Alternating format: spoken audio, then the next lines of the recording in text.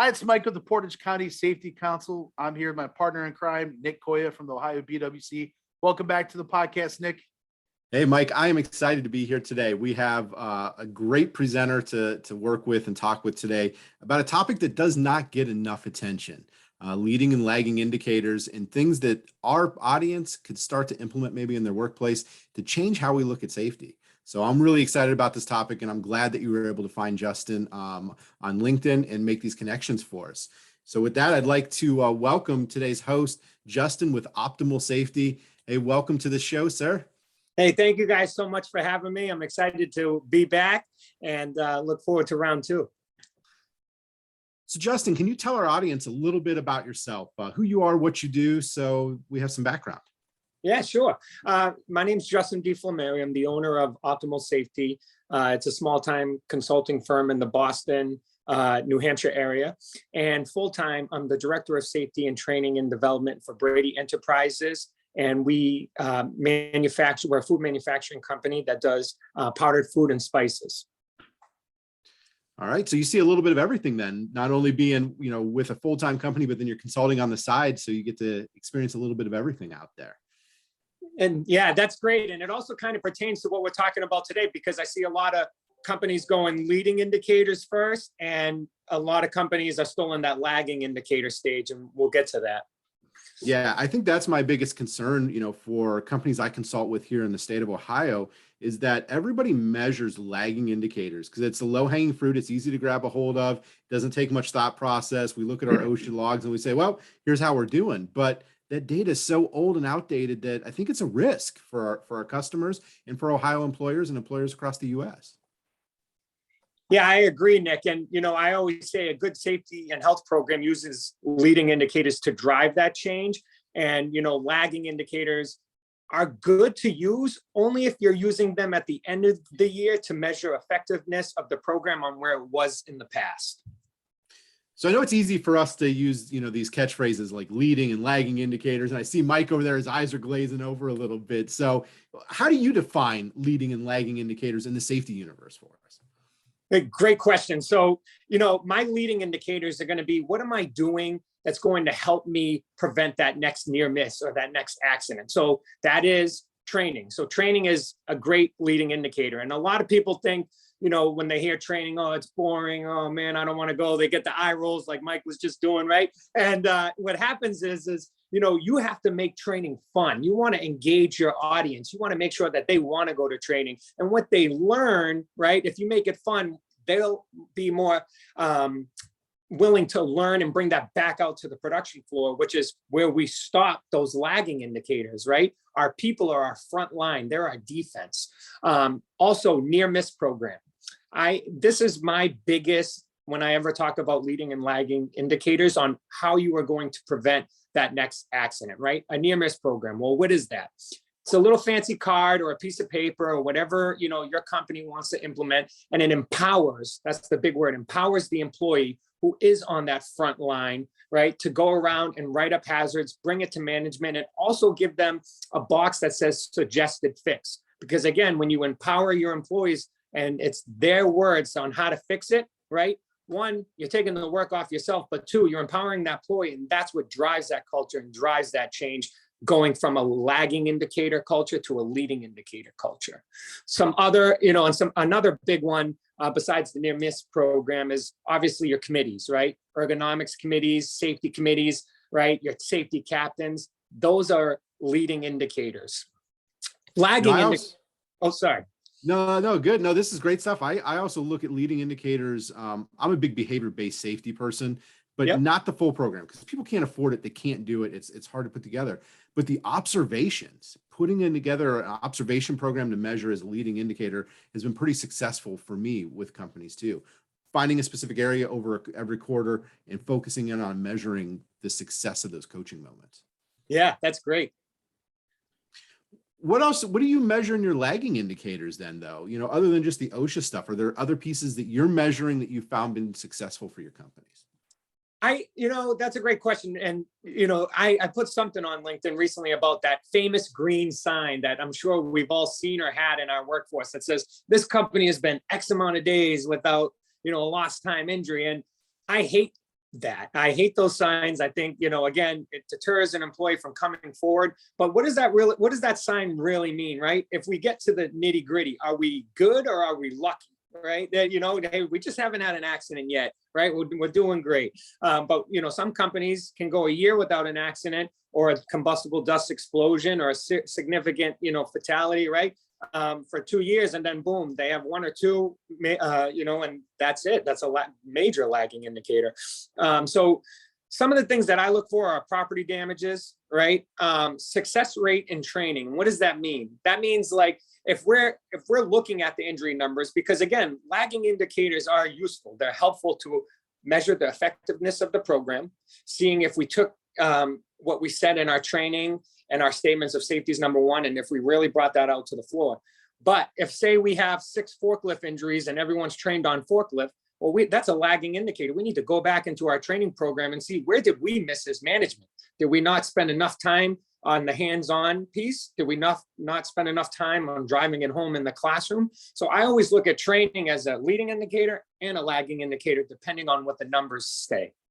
And that's a tough pill to swallow. And I think this is one of the hard things for me to sell companies on when I walk in the door, is when they have an injury or accident, it's easy to quickly say, hey, Johnny wasn't paying attention, let's sign off on it. But I go, no, let's dig into causal factors and how did you as management lead to this injury? And you can just see heads exploding in the boardroom, right? Like, how is this my fault? And I think you hit on it right there. And I think that's a tough pill for some leaders to swallow sometimes. What do you do to drive that conversation and show it as, hey, we do have responsibility for that? Yeah. And Nick, you hit the nail on the head with the term you used, leader. A good, effective leader, which what we need in the safety professional role, will own that and reevaluate the program instead of just pointing the finger, right? That mirror. Hey, we have to look in the mirror as safety professionals instead of just pointing that finger. So I think that's great that you said that. I wish more people thought like us. But again, these leading indicators can, reduce costs associated with incidents, which then drives down insurance rates and stuff. And they can improve your overall culture, which is huge. And as we know, all the real safety pros, but if you improve that culture, everything on its own runs smooth after that. Yeah, Justin. So there seems to be a real disconnect with communication. I hear all the time in any safety program, in any facility I've ever been into, they really hit the green chart. You said it's been 80 days since the last time lost, and nobody cares about that except the managers. And I think, like, no one wants to see anyone get hurt. But what really connects with me, if I'm an employee and I'm walking through there, is I want to go back in to my wife, to my kid, to my son, the same way I came in. I want to be able to live life without having to sacrifice my life. I want to be able to live and come back home and do the things I love, whether that's hunting or fishing for some people, whether that's playing a sport, whatever it is, you just want to enjoy life. And so when we communicate all these numbers, it's great at the end of the year for us for data. And it's great for us to kind of see, well, this is where we're hitting or missing. But as far as communication and safety programs, it does not connect with employees. Would you agree with that? Oh my God, I 100% agree with that. I have never met anyone, I've been doing this 11 years, as you guys said, different facilities. I've never met anyone that said, I went home and told the wife today, what's on the sign? We were 86 days time injury. I think we have to tie it back to human factors, right? One program that was really effective for me at a previous employer is I had everybody bring me in a picture of their favorite thing. I said, listen, nobody's going to know what it is. So it can be your motorcycle over your wife if you want it to be. That's fine. What is your favorite thing? And so they all brought me in these things. Most of it was family, but sometimes it was the boat or the motorcycle. And I laminated all those small pictures on a card and I had them carry it in their pocket. And when they did something unsafe, I said, pull out your card. Do you want to make it home to this activity, this person? Because these decisions we're making today are going to affect your ability to enjoy that. And so that was our reminder card. And I got employees to start doing that with each other, saying, hey, pull out your card based on that conversation. And just, it was that visual reminder. And it started to make the safety program more human. That is a phenomenal idea. Very well done. It's just, because we got to make it more personal. It's, because otherwise, we all know what it was like, right? Even out of high school, working for a factory or working in a shop, it was, hey, it's the man just wants the numbers. And what we need to do is tie it to personal pieces. But I think we also have to convince the board, right? We have to convince the CEO. We got to convince the board of directors also to invest in this program. So have you ever correlated some of these leading and lagging indicators outside of safety into production, quality, quantity, those sorts of things at the end of the year? Great question. And I did it exactly how you said it. So, so numbers, right?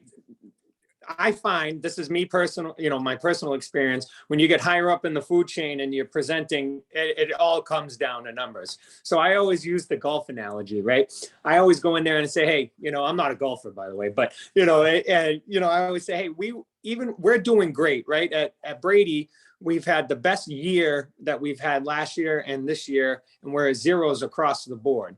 And I don't contribute that to me. I don't contribute that to, my management team. I can contribute that to the safety committee, the safety captains we built up and trained in each plant, and the frontline leaders. So our leads, our supervisors who are on the floor every day, because they took what we learned and trained them on, and they applied it to their teams. And I even said this when we were trying to build that roller coaster to get over that old bad safety culture and come back down again. I said, I don't want to just tell you this when the numbers are good, right? They're zero. That's great. I want to tell you this when the numbers are bad too, that our safety culture is changing, because you can have, culture changes 3 to 5 years, they say. You can't, some people are lucky and they get to do it within a year or two. But, I would always say, present the board and the numbers, but also show the outside activities. So again, you can make a procedure, right? And then you don't have any injury on that procedure, or JSA that caused a significant injury 2 years ago. If you look at the data and now there hasn't been one, that to me is a leading indicator, because you put that new procedure in place. It wasn't there before. You learned from the past, right? But now you're going forward and building that roller coaster ride up. As a safety professional, and our listeners are not always just safety people, right? They didn't go to college for safety. Sometimes safety gets dropped on you because you're the HR manager, you're the production manager, the plant manager. They're like, hey, by the way, wear the safety hat. So, for you and I to talk about leading indicators, lagging indicators, it's simple, but to them, their mind goes, oh, there's just so much data. How am I going to do this? How am I going to handle it? They feel like they're sinking already in all the hats that they wear. So what's your piece of advice to them? Where would you start? I'm a company who's only used OSHA logs as my metrics for 20 some years, but I want to change the culture. What are some key leading indicators you start with? People first, always. And I'm telling you right now, if you make the people feel like their voice matters, it really does drive everything else is a moot point. It drives the culture change. If I'm going into a company in which we have to build their safety culture, the first thing I personally do is I form a safety committee or go to the committees that are already there and see, because to your point, some people don't want to be on the committees. They're like, oh, well, you're the supervisor, you're on the committee, because they don't have a safety person, right? And I first analyze the committees. I hate when I go into a company through Optimal Safety and I see that 80% of the safety committees are management, right? You got your ops manager, your supervisors, and a lead. Well, what does that tell me? They're supposed to be the leaders of the company. No one's really going to, I don't want to use the word complain, but voice their concern, right, on what they see day to day, right? So I want to kick all them off, and I want the line employees that are out on the manufacturing line or out in the trenches, literally in the construction site. I want to take their voice. I want to hear what they have to say, what they're going through. How can we make their job easier? That's powerful, because, you and I could develop probably some amazing safety ideas in a boardroom behind a desk with a couple whiteboards. But then when we implement it out on the floor, the employees are like, this is not going to work. And they're just going to ignore it. So I 100% support that. I think there needs to be more frontline employees involved in this process. Measuring the training, and I think that's a big piece for companies. How often are you getting people to training? What's the success of the training?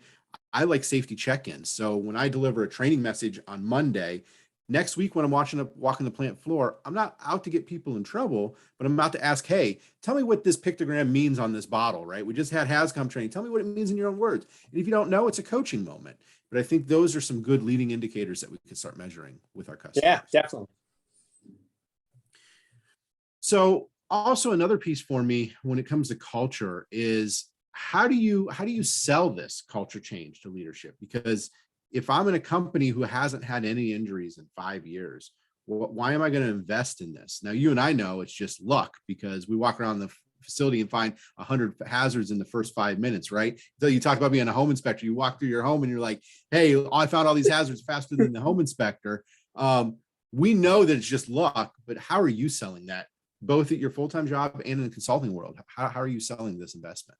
So that honestly is a tough sell, right? Because listen, I always say, and you know, the safety professionals say, safety isn't expensive; it's priceless, right? And that's kind of what, you know, my slogan is, you know, and it has to be priceless. So what does that mean? It means just because you're doing good numbers wise, again, doesn't mean you're doing good as a culture or an overall program. Again, small time business, say they have 50 employees, right? You know, they could be, you know, manufacturing, you know, particles or dust. And, you know, again, that explosion's lingering out there, but it could just take that one spark. So how I do it, Nick, is, you know, I go in there and again, we do employee surveys or safety culture surveys, and they're anonymous. And, you know, we hand it out and see what are really the hazards. And what we found, you know, our company is that even the people who think they're doing awesome, right? It's like an NBA star who's averaging 30 points a game, but he has no assists. He's not passing the ball, right? You know, the other team's like, great, he's got 30 points, but what's the other team doing? You know, we found that, you know, the employees aren't really happy with the way the safety program is run or driven because there isn't one. And they need that coach in there to help drive that change. So that's what I found is, you know, we first go in and survey the people. And you hear me say people a lot is because, again, and I'm a firm believer, and I know Mike is too, and it sounds like you are for everything you're doing, where if you really do put the people over the company, the people will want to work for you and be more apt to, hey, you know, what Justin told me in training, I actually do want to do that because I feel like he cares, instead of just, you have to beep your horn when you go in and out of a room because OSHA tells us to. Right. Yeah, I think we got to bring it back to real life and scenarios. And sometimes we just got to think outside the box to deliver these messages. You know, it's easy to get into the atmosphere of, hey, I'm just going to deliver this message. It's just part of my job. I got to do my weekly toolbox talks. Hey, I'm going to talk for 5 minutes. Everybody sign off, just go away type of thing. So we got to start to think outside of the box. What's something you've done to think outside of the box to deliver safety messages? And you know what I'm talking about, because this was a great story. And I think you really owned this one. Yeah. So, you know, one of the things that we did is, you know, we talk about owning is safety professionals do get the bad reputation of being a safety cop. And, you know, just like anything that the safety professional culture has evolved, right? Just like we want to evolve, you know, companies' cultures. And, you know, back in the day when OSHA first started in the 70s and the 80s, right, you know, safety professionals were in fact that cop. They just told you what you were doing wrong and left, right? And, you know, over time, you know, we said, hey, that's not really how you want to engage your workforce. So, you know, for June, which is coming up this year, but last year for National Safety Month, I said, you know what? I want to surprise my employees. You know, I want to come up and I want to do something exciting. So I got a police uniform from Amazon, a little fake badge, hung it around my neck. I made fake citations and it said, you are receiving this citation because, and your fine is, and I left those blank because, you know, I don't know what I'm going to see on the floor. And we went out there and, you know, I wrote tickets for people. I was the safety cop for that day.